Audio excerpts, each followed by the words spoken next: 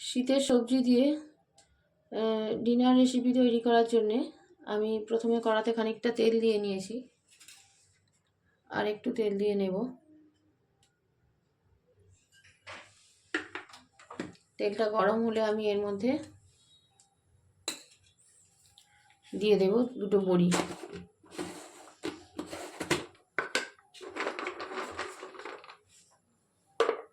এই বড়িগুলো আমার ঘরেই তৈরি করা, সেই জন্য এর স্বাদও অন্যরকম।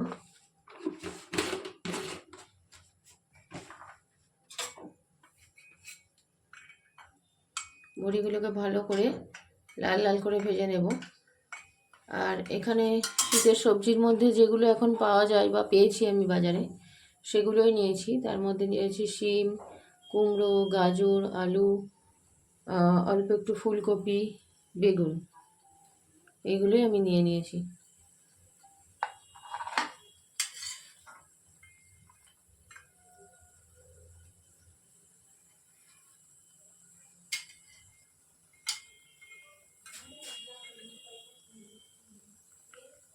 ভালো করে লাল করে না ভেজে নিলে বড়িগুলোর সেন্টটা ভালো বেরোবে না।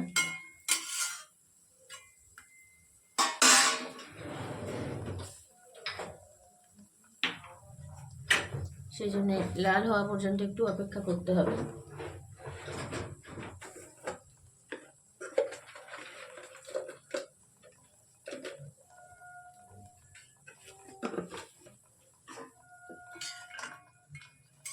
এই যে বড়িগুলোর কালার এসে গেছে ভালো।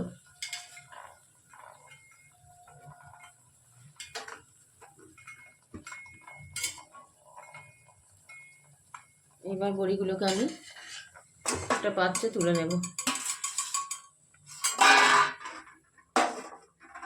এই যে এরকম কালার এসেছে।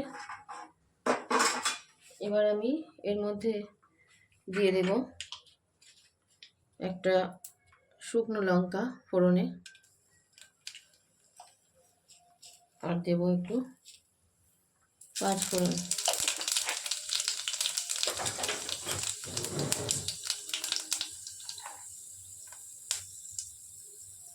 পাঁচ ফোড়নটা একটু ভাজা হয়ে গেলে আমি এর মধ্যে এই কেটে রাখা সবজিগুলোকে ঢেলে দেব।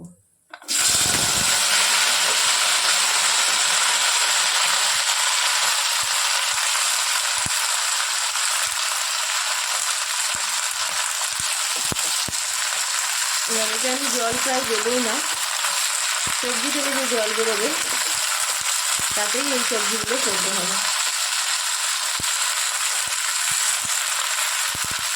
এই জন্য একটু ঢাকা দিয়ে দেব। এবার দেখি এইগুলো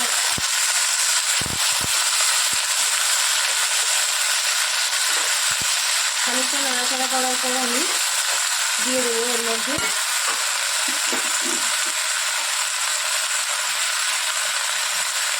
অল্প একটু লবণ,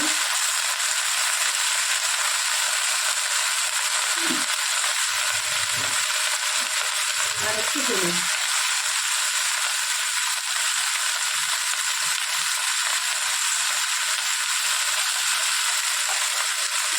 এইভাবে যদি আমরা আঁচ কমিয়ে সবজির থেকে যে জল বেরোবে সেই জলেই যদি রান্না এখন সেদ্ধ করতে পারি, জল না ব্যবহার করে, তাহলে খাদ্যের পুষ্টিগুণটা পুরোপুরি খাবারের মধ্যে থাকে, নষ্ট হয়ে যায় না, যেটা আমাদের সকলেরই স্বাস্থ্যের পক্ষে খুব উপকারী।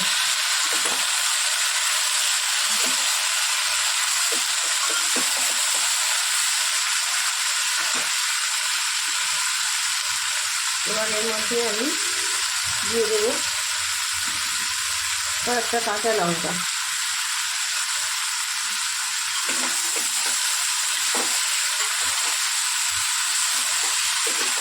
এই পাঁচমিশালি তরকারিতে একটু সামান্য যদি মুলো দেওয়া যায় তাহলেও সেন্টটা খুব সুন্দর আসে, কিন্তু আমার কাছে যা আছে আমি সেই দিয়ে করছি। এতে যত রকমের সবজি দেওয়া যায় ততই টেস্টটা ভালো হয়।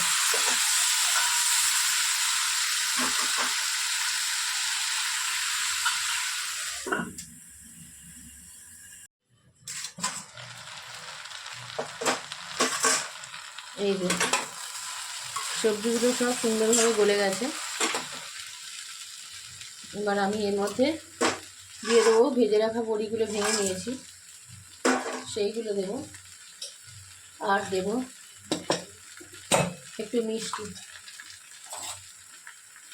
এই পাঁচমিশালি চচ্চড়ি একটু স্বাদটা মিষ্টি হলেই ভালো লাগে। অল্প করে দেবো একটু মিষ্টি,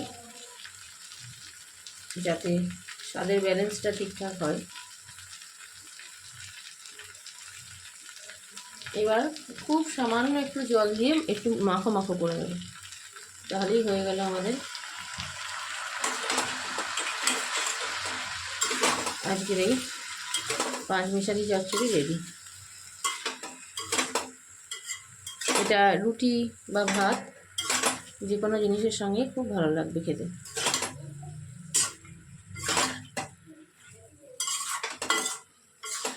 যদিও আজকে আমি এটা রুটির সাথেই বানিয়েছি। হয়ে গেল, খানিকক্ষণ ঢেকে রাখবো, তাহলেই রেডি। এরপরে এটা সার্ভ করব। হয়ে গেছে আমাদের মিক্সড ভেজ রেডি। আমি এইভাবে সার্ভ করে দিলাম।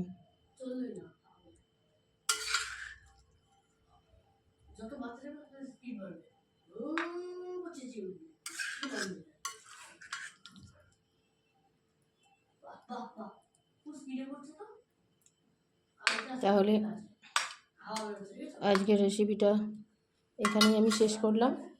আবার ফিরে আসবো নতুন একটি রেসিপি নিয়ে।